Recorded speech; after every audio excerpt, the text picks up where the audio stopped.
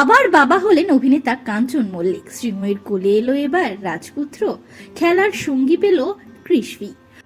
আপনাদের সবাইকে স্বাগত সিনে গসিপে। বন্ধুরা, অভিনেত্রী শ্রীময়ী চট্টরাজ অন্তঃসত্ত্বা ছিলেন, মা হয়েছেন তিনি। তবে অন্তঃসত্ত্বা হওয়ার খবরটি আড়ালেই রেখেছেন অভিনেত্রী। ছবি দিয়ে সুখবর ভাগ করেছেন তারকা জুটি। শ্রীময়ী চট্টরাজ আর কাঞ্চন মল্লিকের একটি ছবি এসেছে প্রকাশ্যে, সঙ্গে রয়েছে ছোট্ট কৃষ্টি। শ্রীময়ীর বেবি বাম্প একেবারেই স্পষ্ট।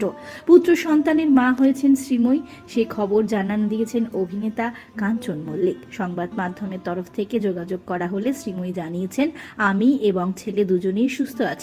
কৃষ্টি ভাই কৃষি এসেছে, আমরা খুবই খুশি। উত্তেজিত কাঞ্চন মল্লিক জানিয়েছেন, সংবাদ মাধ্যমে প্রচুর ফোন পাচ্ছি, আমরা খুশি এবং আনন্দিত।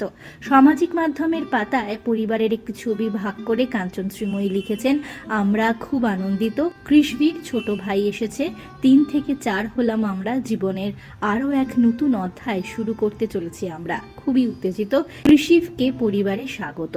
প্রসঙ্গত, অন্তঃসত্ত্বা হওয়ার খবরটি একেবারে আড়ালেই রেখেছিলেন কাঞ্চন শ্রীময়ী। একইভাবে কৃষ্টির জন্মের সময়ও দেখা গিয়েছিল। কালীপুজোর পরেই কৃষ্টি জন্ম হয়েছে। মেয়ে হওয়ার 1.5 বছরের মাথায় এবার পুত্র সন্তানের জন্ম দিলেন অভিনেত্রী শ্রীময়ী চট্টরাজ। তবে অনেক দিন ধরেই গুঞ্জন ছিল, অবশেষে সেই গুঞ্জনে শিলমোহর পড়ল।